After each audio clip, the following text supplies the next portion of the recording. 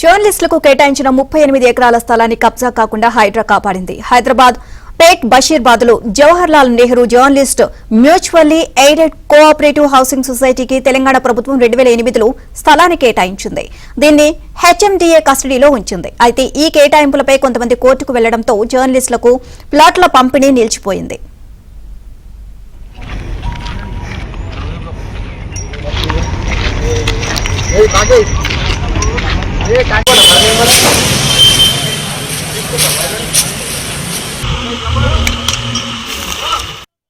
కోర్టులో వివాదం ఉండగానే మరోవైపు ఆ స్థలంలో ఆక్రమణలు జరుగుతున్నాయని హైడ్రాకు జర్నలిస్టు ప్రతినిధులు ఫిర్యాదు చేశారు. ఇప్పటికే కొంతమంది ఇల్లు కట్టుకుని అక్కడ నివసిస్తుండగా వాటి జోలికి పోకుండా ఖాళీగా ఉన్న భూమి చుట్టూ హైడ్రా ఫెన్సింగ్ ఏర్పాటు చేసింది.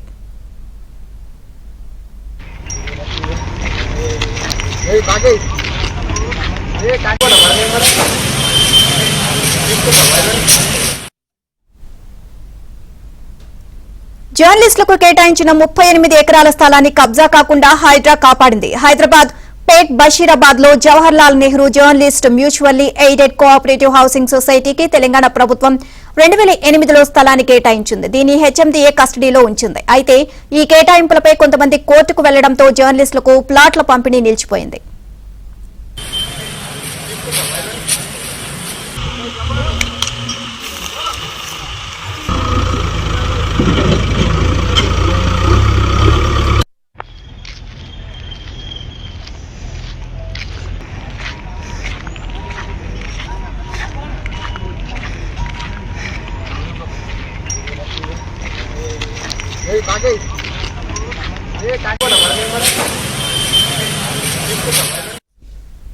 కోర్టులో వివాదం ఉండగానే మరోవైపు ఆ స్థలంలో ఆక్రమణలు జరుగుతున్నాయని హైడ్రాకు జర్నలిస్టు ప్రతినిధులు ఫిర్యాదు చేశారు.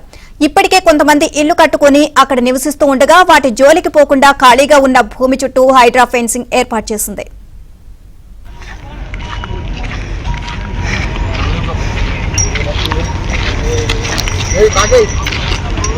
ఏ